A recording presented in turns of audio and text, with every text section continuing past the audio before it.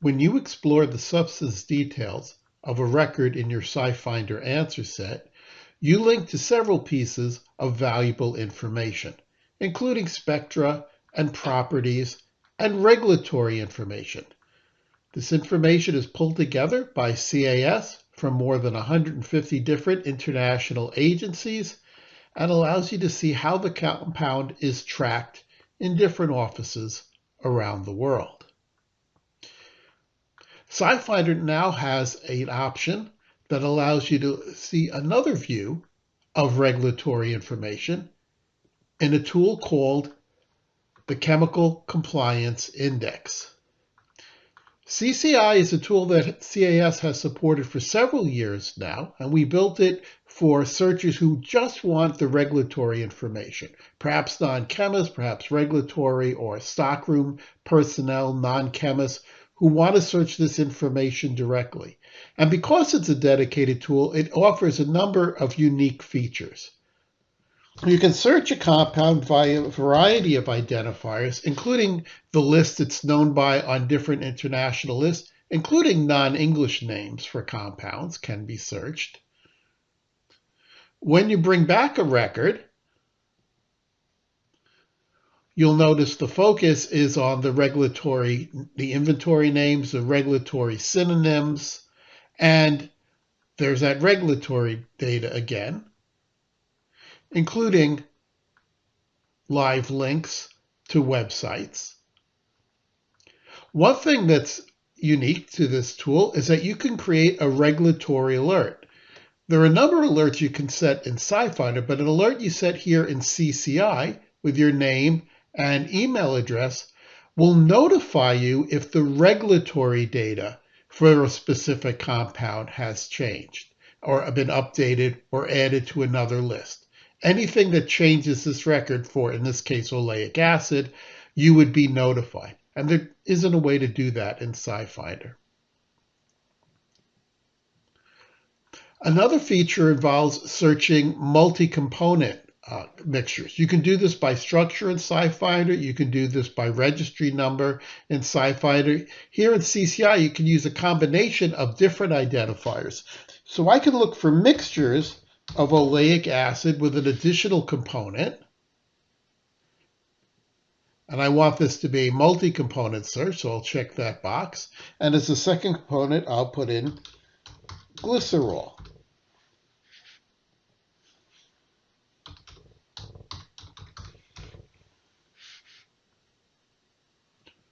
And this allows me to see the regulatory data for any mixture that includes both oleic acid and glycerol, and of course, potentially additional ingredients. I could have limited the number of components here, but perhaps because I'm making some related compounds, I would like to see what regulatory data there is for these kinds of compounds. And it shows you the first one, but I can see these are all things that include at least glycerol and oleic acid. Something unique to CCI is that your search can actually include a regulatory list. Perhaps I only want to see these sorts of mixtures if they're on a particular list. For example, the REACH list in Europe, and see if it's got an EC number and so forth. So this original search brought back 38 items. How many of those are also on the REACH list? It turns out 16 of them are. And I can see that highlighted in the first record here. And if I go to the substance details, it's very clear there as well. There we go.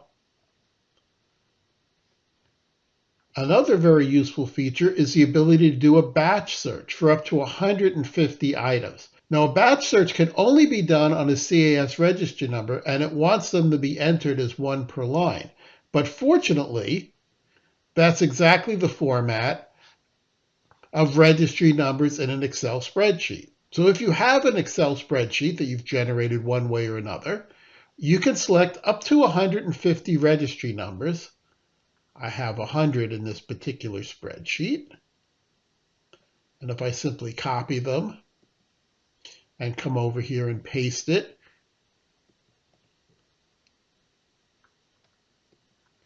So there's exactly what we want, up to 150 per line. When I create a report, I'll certainly want the registry number. You would likely want the name. I'll leave that out here just for clarity. And of course, I'd like the data. And I can ask to have the broad list, or I can pick specific regulatory lists that I would like to have included. I could save this and give it a name. That's handy if I'm doing multiple batch uploads. But I'll just simply click download to do the search. This completes very quickly and gives you an Excel spreadsheet. There's my original one, and here's the one it generated, and the names are a bit compacted here. I've got one that's already formatted, just so you can see what's going on here. So the idea of a batch search in CCI is you can give it a list of compounds and it will tell you which of these are regulated substances. That is, which of these, for example, appear on the REACH list or the TSCA list or various other international lists from Vietnam, Taiwan, New Zealand, and the European Union and elsewhere. And this is useful in many workflows where you're incorporating ingredients and you want those ingredients to be regulated. You want those to be ingredients that you have permission to include, that they're tracked substances and so forth. So for many workflows, simply knowing that an item is on a list or which items on your list are tracked items will tell you which of them are usable.